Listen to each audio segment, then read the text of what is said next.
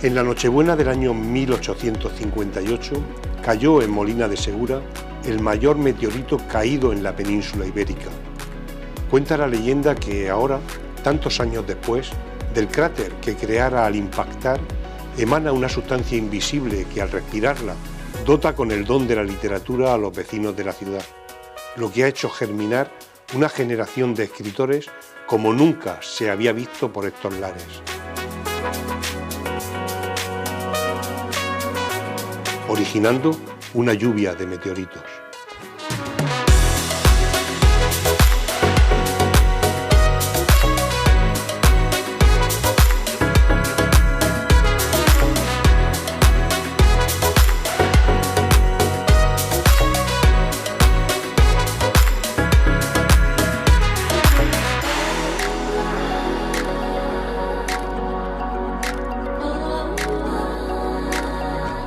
Buenas noches, bienvenidos a Lluvia de Meteoritos, el programa de cultura y literatura de Tader Televisión. Como saben, Molina de Segura y la Vega Media pues está viviendo un boom literario como nunca antes, y este programa, Lluvia de Meteoritos, pues quiere poner de manifiesto y dar voz a ese fenómeno que está ocurriendo a nuestro alrededor, ¿no? Así que cada semana pues recibimos en este plató a escritores, a escritoras, para conversar con ellos sobre sus últimas obras y también sobre su mundo literario.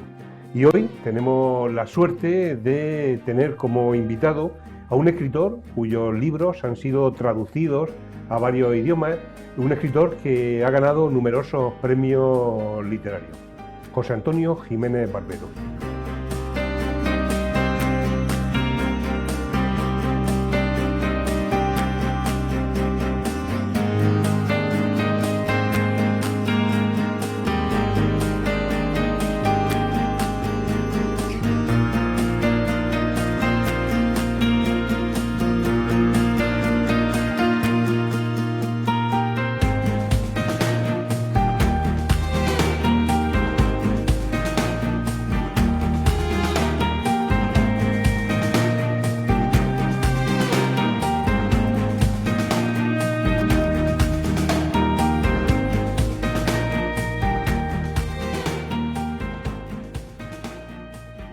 Buenas noches, José Antonio, bienvenido a Lluvia de Meteoritos. Muchas gracias por aceptar la invitación de estar hoy aquí con nosotros. No, gracias a vosotros por contar conmigo. Bueno, me gustaría dar unas breves pinceladas biográficas sobre José Antonio Jiménez Barbero. Él nació en Barcelona en 1975, aunque de muy pequeño se traslada con su familia a vivir a Murcia y desde hace más de una década pues vive aquí, en Molina de Segura.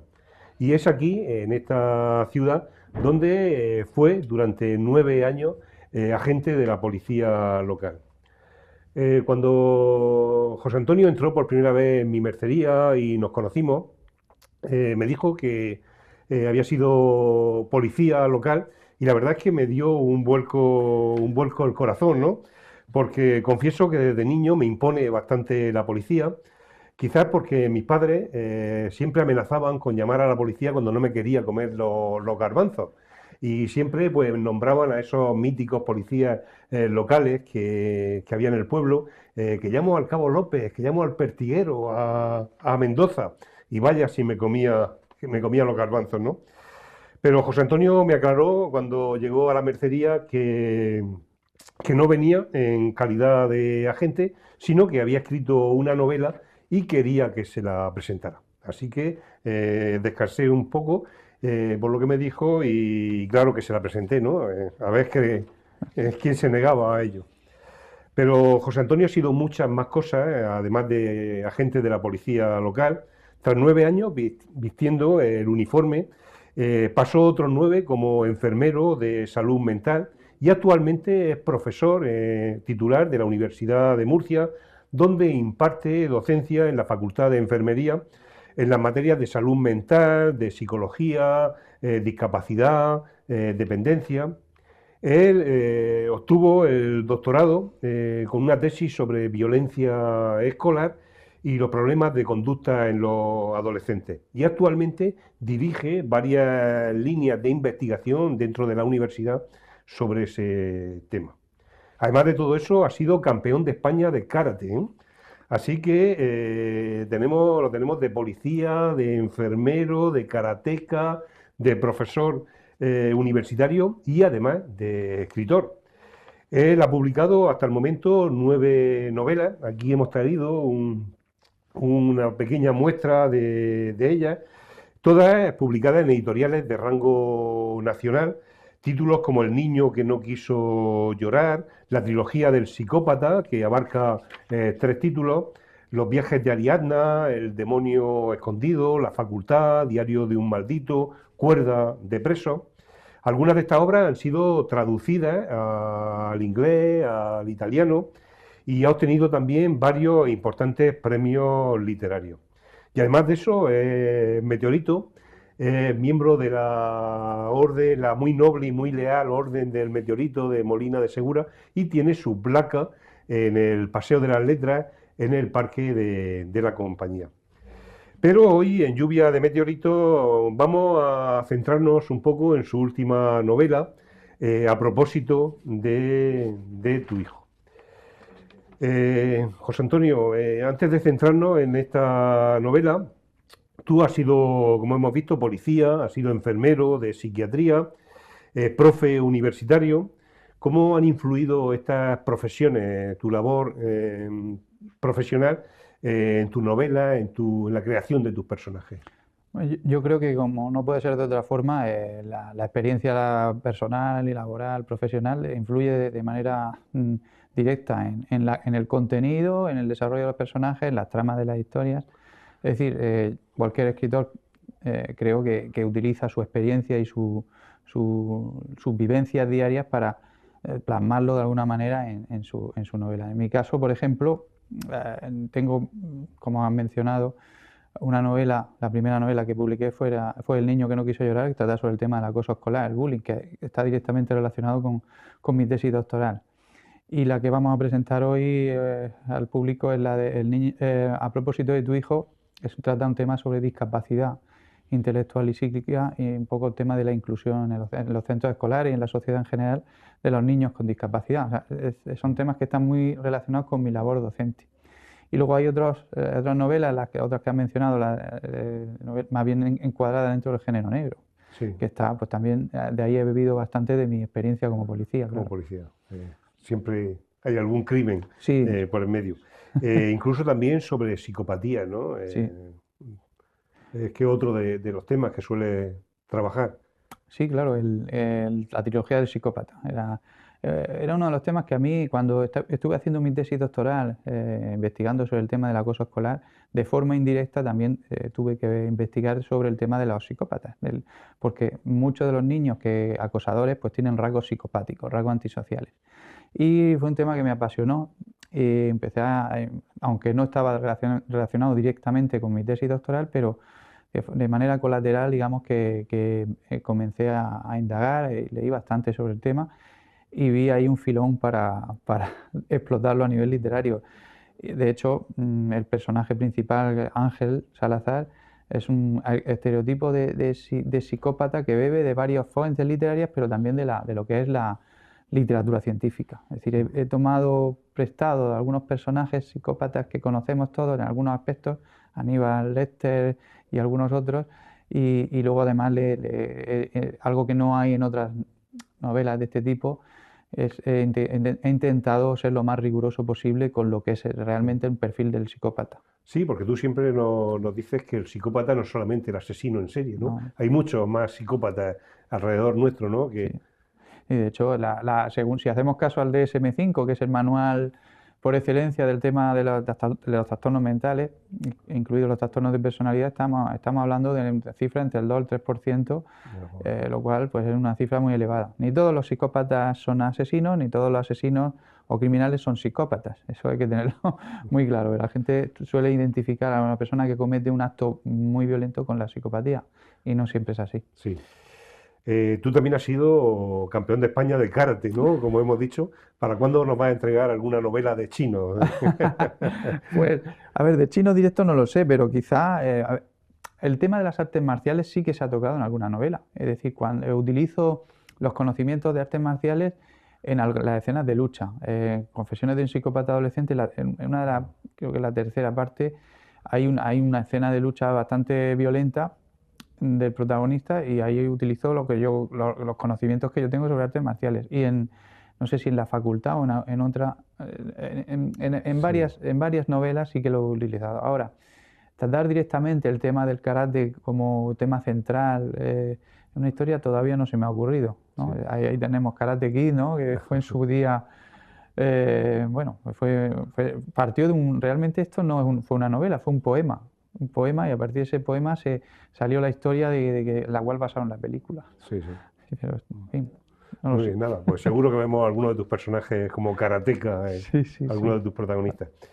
Bueno, centrándonos un poco en a propósito de tu hijo, la novela que hoy traemos, iba a comentar que es un libro un poco una rareza dentro de tu obra, que está muy centrada en la novela negra, como vamos a ver, pero no, porque tú también tienes mucha literatura que se podía encuadrar dentro de la novela social, ¿no? Ujú. ¿Esta novela la encuadraría dentro de ese género? Sí, sí, esta novela es una novela, evidentemente, con sus tramas, sus personajes, sus historias paralelas, todo lo que conlleva una novela, pero tiene un fondo social y un objetivo Sí, social y iba a decir didáctico. No, no sí, me gusta utilizarlo claro, didáctico porque echa para atrás un poco al lector, sí, pero sí es cierto que uno de los objetivos es llamar la atención sobre los problemas de la inclusión en los centros escolares de los niños con algún tipo de discapacidad. Y de sí, hecho, desde el principio, en cuanto tuve la idea de escribirla,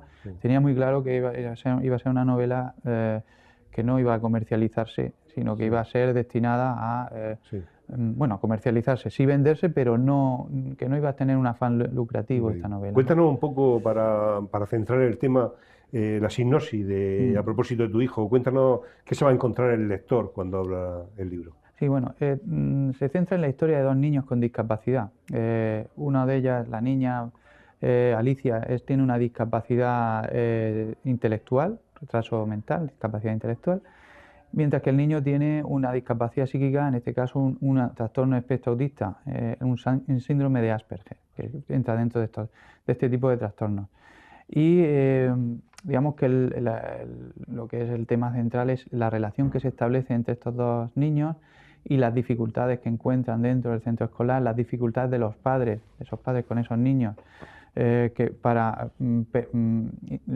en la lucha que van a tener para buscar la inclusión de sus hijos dentro del centro escolar, la aceptación por parte de los otros padres, de los demás niños, en fin, y el día a día de la lucha diaria que tienen estos padres que tienen, pues eso, un niño con una discapacidad y las barreras con las que se encuentran, Con ¿no? ese cuento. Mm. Porque a ti el tema de la inclusión te toca de cerca, ¿no? Sí, me toca por vía doble, porque por un lado yo tengo familiares, ¿no? Que tienen algún tipo de discapacidad de este tipo, discapacidad intelectual y psíquica. De hecho, alguno de los personajes se basa en sobrinos o sobrinas mías. Y luego, desde el punto de vista profesional, la asignatura que yo coordino en el grado de enfermería es Enfermería, Discapacidad y Dependencia, una de las pocas de España, de pocos grados que hay en España que tiene esa asignatura, ¿no? Que para mí es muy importante, importantísimo que desde la ciencia de la salud se forme a los profesionales de salud en estos temas. Pero bueno, el caso es que siempre he echado en falta literatura buena literatura sobre el tema, que lo toque de un punto de vista más serio, más riguroso, ¿no? Bueno, pues me lancé a la aventura hace 3 años, se me ocurrió la idea de esta historia y bueno, pues Sí. De aquí hecho, está. bueno, los dos protagonistas, Alicia y Y Santiago, los dos protagonistas de la novela, son casi unos trasuntos de tus sobrinos, ¿no? sí, sí, efectivamente, Alicia, una de las protagonistas, digamos que se basa en mi sobrina y Santiago también se basa en otro sobrino mío que tiene un autismo, ¿no? No, dime. Sí. Y- Eh, ¿por qué la inclusión? ¿Por qué ahora mismo la gente que es discapacitada no se le aparta como hace décadas, ¿no? Que Mm, casi en casos se escondían, ¿no? mm. En la familia. ¿Por qué es necesaria la inclusión, José Hom- Antonio? Hombre, por desgracia sigue siendo necesario luchar por esto porque falta, todavía hay que luchar mucho para cambiar las actitudes de la sociedad hacia las personas con discapacidad. Todavía se habla por ahí de minusvalía, se escucha la palabra minusvalía, un término que está en desuso y que ya Sí, desapareció, ¿no? Pero se sigue usando, incluso ¿no? de la Constitución, En ¿no? la Constitución nos ha costado pues 20 y tantos años en conseguir que se cambie ese texto de la, Ese texto. de la Constitución, ese artículo de la Constitución, y se hable de con propiedad, ¿no? Todavía existen barreras. En este caso hablamos de centros escolares, que es el origen de todo, ¿no? Porque si cambiamos las cosas desde que son pequeños, desde la infancia, pues evidentemente eso va a tener un reflejo en la sociedad. Pero, pero todavía hay una gran cantidad de barreras de todo tipo. Arquitectónicas cada vez menos, porque la ley pues, va actuando, ¿no? Pero tenemos barreras sociales, barreras actitudinales y prejuicios hacia las personas con discapacidad que les impiden pues, tener una vida pues, integrada en la sociedad como el resto, ¿no? De personas Sí, con la igualdad de derechos que merecen, ¿no? Y esto es algo que las familias que tienen niños con discapacidad lo saben mejor que nadie y saben la lucha que tienen todos los días con este tema. Hace poco hubo un pequeño problema en Cieza, por ejemplo, que me lo comentaron en la sociedad Mefirton, una de las sociedades a las que están distribuyendo este libro, bueno, y te encontramos incluso en las clases políticas problemas con esto, ¿no? Es decir, discutir temas eh, tan fundamentales y deberían ser tan tan de obvio. lógica como que la necesidad que haya subvenciones y ayudas y facilitar a las personas con discapacidad, ¿no? Los Sí. recursos que necesitan. Volviendo a la novela, a propósito de tu hijo, los que somos de Molina, de Segura, los que somos de Murcia, encontramos escenarios reconocibles, ¿no? Lo que es un valor añadido a la novela. Sí, sí, sí. Aunque no aparece el nombre de Molina de Segura, ¿no? No Sí, me gusta utilizar, salvo que en fin, me lo proponga, pero en este caso no quería inventar una nueva ciudad, pero realmente es Molina de Segura. Hay muchos, yo habrás reconocido, imagino, el Tader, ¿no? claro. La zona de, por ejemplo, la ciudad, una parte de la ciudad que está más a las afueras de Molina de Segura, por donde se extravían los niños. Sí, los juncos. Los juncos, por ejemplo, y también sale ahí una escena, una celebración, dos celebraciones. Sí, Hay al principio y al final, es como cerrar un ciclo ahí, ¿no? sí, sí, Y aparece dos veces los juncos, ¿no? sí. Tiene ahí también su sentido, porque los juncos, no sé si lo sabe el público o lo sabe, forma parte de la estructura de ISOL. ISOL se encarga, está dentro de la estructura de salud mental que están relacionadas con la inserción sociolaboral de las personas con problemas de salud mental. Eso. Entonces tiene su sentido que haya elaborado dos escenas importantes de la novela en los En juncos, los juncos, sí. precisamente. Yo quería preguntarte si consideras Murcia un buen escenario para ambientar las novelas, porque los autores murcianos tenemos muchos problemas y uno de ellos precisamente es que de esos complejos que tenemos es que si ambientamos nuestra historia en Murcia parece como si le quitásemos valor, ¿no? Ujú, Por ejemplo, en la novela negra, hasta hace unas décadas, solamente si la novela se ambientaba en Nueva York, en Chicago, ujú. parecía hasta que llegó Vázquez Montalbán y ambienta en su Barcelona al gran Pepe Carballo, ¿no? Su Sí, sí, sí. protagonista. O más valiente fue aún García Pavón con las novelas de Plinio, el jefe de la policía municipal de Tomelloso, ¿no? Yo he leído en muchas de tus novelas, Murcia Sí. aparece, por ejemplo, ahora mismo estoy recordando La Facultad, ¿no? Ujú. Eh, eh, ¿Tú crees que Murcia es un buen escenario para ambientar la historia? Yo creo que cualquier lugar es buen escenario. Si al final las historias no se basan solamente en la geografía, sino que las historias son en novela negra, en género negro, son historias muy humanas. Y donde hay una sociedad, donde hay gente, donde hay personas que viven y tienen problemas diarios, ¿no? Y conflictos, ahí puede haber novela negra. Y Murcia, pues como cualquier otra, además, Murcia tiene mucha historia negra. ¿No? Sí, Sí, hay zonas, como se habla de la España desconocida, la España vaciada. Pues Murcia tiene zonas donde se han producido crímenes bastante horrendos. sí, Y bueno, no tenemos que ir nada más que a los medios de comunicación que se acuerdan de nosotros solamente cuando ocurre sí, sí, algún acto de estos más, en fin, más delictivos, ¿no? se acuerdan de nosotros en ese sentido. Es decir, Murcia y cualquier otro sitio puede ser idóneo para una historia. Lo importante es la historia y lo importante son los personajes que aparecen ahí. No, Sí, la pero geografía. Es cierto que antes teníamos unos complejos, yo creo que era más bien un complejo literario lo que teníamos, pero vamos, yo creo que está desapareciendo eso. Sí. Tenemos ahí, por ejemplo, a Trifón Abad, ha publicado Por hace poquito ejemplo, una novela en estupenda Alchena, que transcurre en Murcia y además que si la lees completamente sí, reconoces reconoce. Molina de Segura y los Y alrededores, Archena y Archena y tal. sí. Yo publiqué El Demonio Escondido bastante antes, hace ya bastantes años, un premio en ese momento, el premio Palín de novela, y transcurre en Murcia totalmente. Sí. Ningún problema, estuvo ahí y funcionó bastante bien. Es decir, la gente además agradece leer literatura donde aparezcan sitios reconocibles y sitios con los cuales ellos se puedan identificar. No se me ha ocurrido jamás, salvo en Éter sí que hay una parte ahí que me voy a Nueva York, pero porque lo pide la historia, pero no se me ha ocurrido jamás la necesidad de irme a Nueva York o a Los Ángeles para que la novela sea mejor. Lo veo un poco...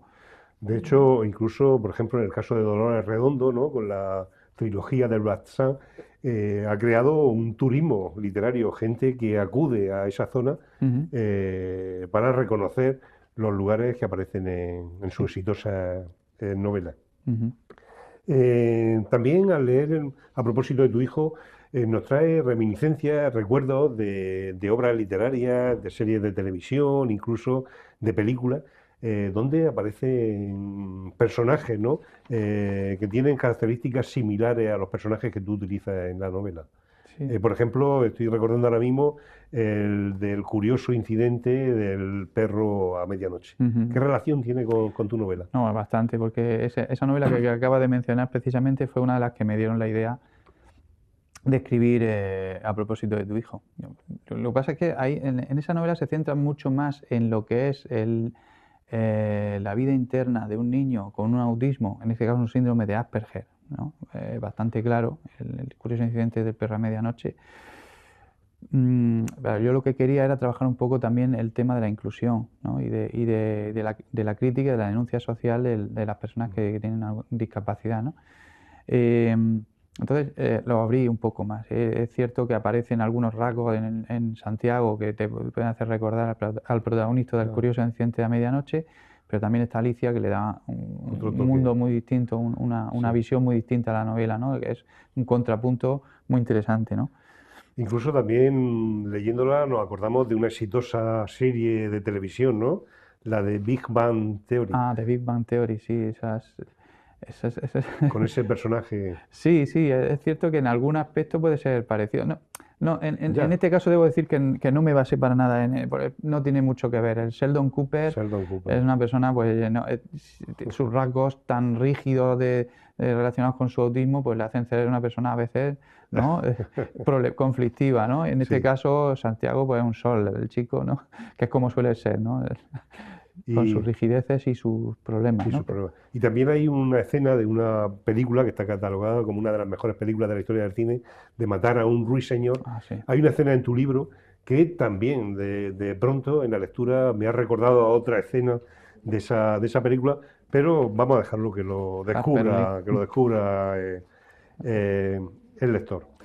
También yo, mientras leía a propósito de tu hijo, tenía una especie de banda sonora, ¿no? Una canción que me estaba sonando durante todo el tiempo, que es la canción de Víctor Manuel, Solo pienso en ti. Esa canción que precisamente mucha gente no lo sabe, pero está basada en una historia real. Víctor Manuel conoció o escribió esa canción después de conocer a las dos personas que le había ocurrido esta historia. Es decir, dos personas con una discapacidad intelectual que vivían como antes se hacía, ¿no? O sea, las personas con discapacidad intelectual, pues muchos padres optaban por llevarlos a un centro e internarlos, ¿no? Y los conoció allí, se conocieron allí y se enamoraron, ¿no? Creo que incluso se llegaron a casar. Pero estamos hablando de una época que... Tiene un final feliz, pues date cuenta, la canción debe tener, no sé, 40 años. Tiene un final feliz esa historia en una residencia de Córdoba y estuve curioseando un poco, se llegaron a casar, como bien dices, y tuvieron 3 hijos, 2 de ellos universitarios, y el otro era mecánico. O sea que... Es un ejemplo más de que las personas con discapacidad pues tienen un lugar en el mundo, en la sociedad, y que hay que luchar porque tengan las mismas posibilidades, las mismas facilidades que el resto de nosotros, ¿no? Que tengan igualdad a la hora de acceder. Con lo cual, más que igualdad, equidad, Sí. es lo mismo. Has comentado que a propósito de tu hijo es un libro sin ánimo de lucro. Ujú, Y es un proyecto solidario ujú. desde sus comienzos, desde que Sí. empieza a idear la novela. Cuéntanos un poco esa faceta solidaria de este libro. Sí, a ver, esta novela comencé a idearla, a escribirla, de hecho, en la época del confinamiento, que todos recordamos. Lo pasamos todos muy mal, evidentemente, unos más peor que otros, pero todos lo pasamos muy mal esos 3, 4 meses que estuvimos sin poder salir de casa, ¿no? Pero quien lo pasó peor de todo de todos, aparte de las personas mayores en sus residencias, fueron los niños con discapacidad. Yo lo sé de primera mano porque me lo contaban, que no podían, ellos tenían, por ejemplo, un permiso para poder salir a la calle, los niños con autismo, porque por su propio problema, pues eso les necesitan salir a la calle, ¿no? Y tenían problemas con la gente. Es decir, la actitud de la gente era negativa hacia esos niños que estaban, pues que necesitaban un breve paseo por la ciudad, ¿no? Por sus dificultades, la ansiedad que les generaba, la claustrofobia que les generaba estar recluidos muchas veces en pisos pequeños, ¿no?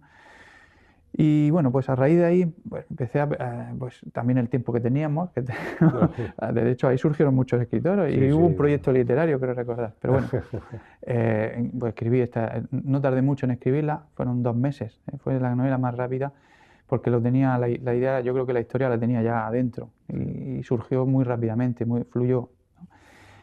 Y quedó ahí, porque la verdad es que es difícil hoy día editar novelas que van que no tienen un enfoque comercial, sino que tienen otro tipo de enfoque. Es complicado encontrar el sitio. Y finalmente, pues debo agradecer al Colegio de Enfermería que apostó por financiar su edición, su impresión y su distribución. Y gracias a ello hoy día está accesible, ¿no? Y creo que tiene un mensaje muy interesante de cara sobre todo a los centros escolares y padres y chavales, ¿no? Que puedan leer el mensaje y entender algunas cosas que quizás no entienden del todo bien, ¿no? Sí. ¿Y dónde se puede conseguir el libro? Pues el libro actualmente, bueno, está editado por Tirano Banderas y bueno, está en la distribuidora que utiliza Tirano Banderas y la FIA Burguesía en Diarios del Sur. Libros del Sur. Libros del Sur, perdón. Libros del Sur es una distribuidora a nivel nacional que directamente ahí se puede pedir y luego también a través del Colegio de Enfermería de la región de Murcia y a través de las asociaciones. Yo os recomiendo sobre todo que si tiene la gente acceso a esas asociaciones que se lo pidan a ellos porque le estamos beneficiando de forma mayor, ¿no? Las asociaciones hay 3 asociaciones que cuentan con este libro que son AMEFIR, que es una asociación de padres de niños con discapacidad, está en Cieza. APCOM es también una asociación de padres de niños con discapacidad intelectual que tiene su sede en Caravaca de la Cruz y Cejín creo que también, y Dabadá, que es una asociación de niños con autismo. Estas 3 asociaciones, digamos, que tienen estos libros, ¿no? Se les donó estos libros para que ellos puedan venderlos y de esa manera también... Además, un precio muy, de muy 12 económico. euros. Sí, 12 euros, de los cuales todas las ganancias beneficios son para las asociaciones. Muy bien. Volviendo al género de la novela negra, tienes una novela, Cuerda de preso, que a mí me fascina, no ceso de recomendarla a la gente, una novela que incluso te ha llevado a la cárcel, ¿no? Sí, sí, de hecho me llegué a ver dentro de la cárcel con la llave cerrada y todo, ¿no? Bueno, esto fue gracias a un amigo común, Antonio Javega, bueno, cuando lo conocí digo, bueno, si eres el protagonista de la novela, Claro, pero porque es el que lleva el tema de la biblioteca el dentro bibliotecario de la cárcel. Efectivamente, y de hecho después de jubilarse ahora hay una biblioteca ahí que gestiona él. Sí. Está jubilado, pero no jubilado al 100% y está gestionando esa biblioteca que está dentro del centro penitenciario de Sangonera. Y bueno, pues él leyó la novela, le expliqué un poco de qué iba, enseguida se interesó por ella, la leyó, le gustó. Iba a decir le encantó, digo, no me gusta tampoco, pero bueno, él siempre me ha dicho que le ha gustado bastante Sí. y la presentó allí y tuvo mucha aceptación en la cárcel.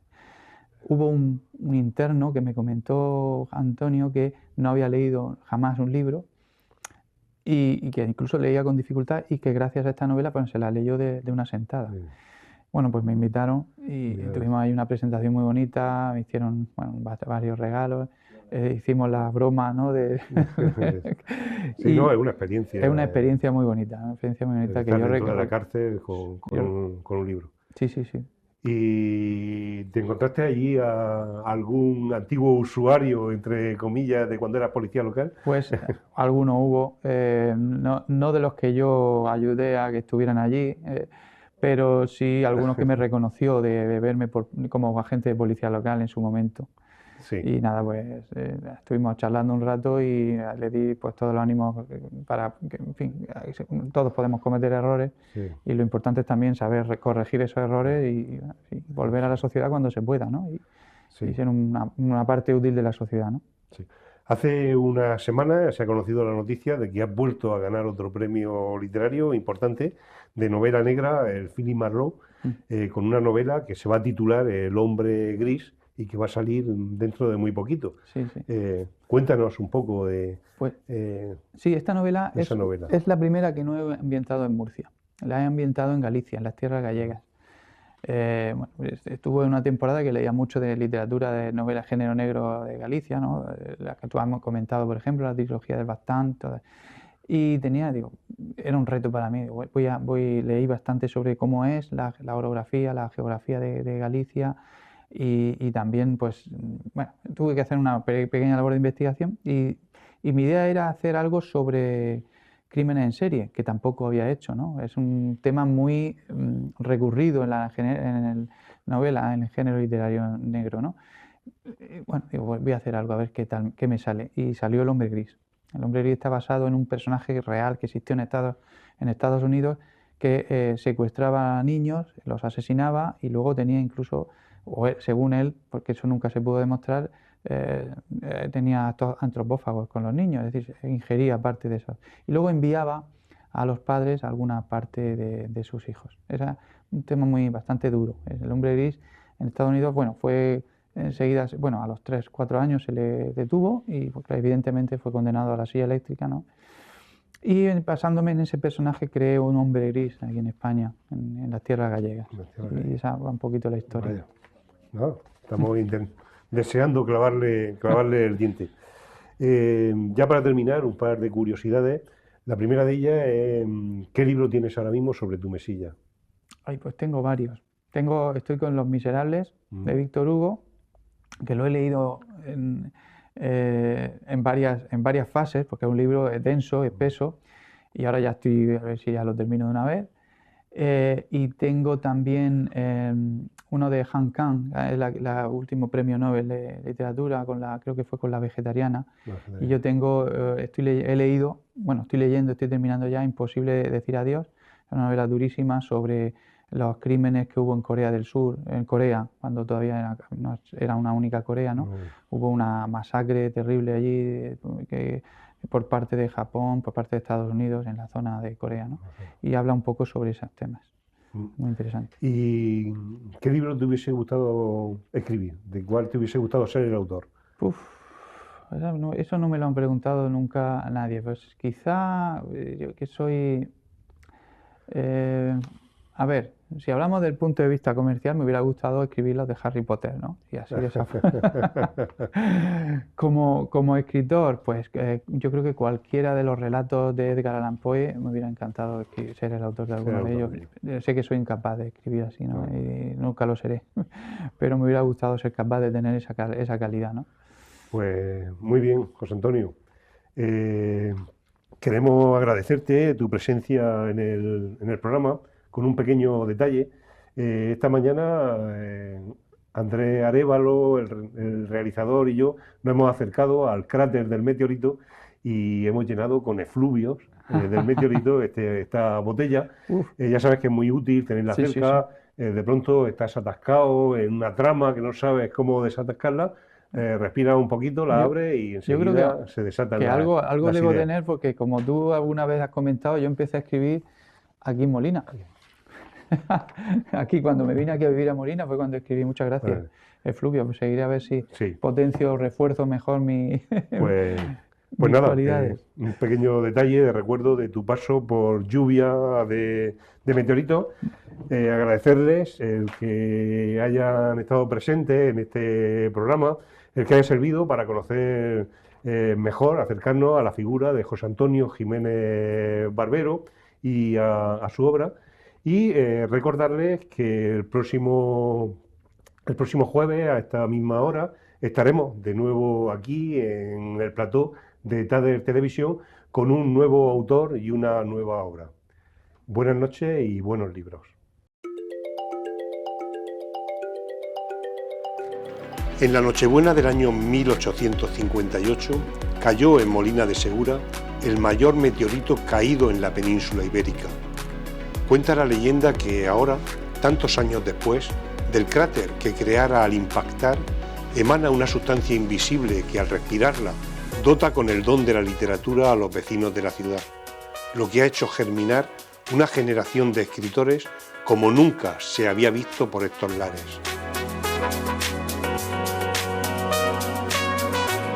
Originando una lluvia de meteoritos.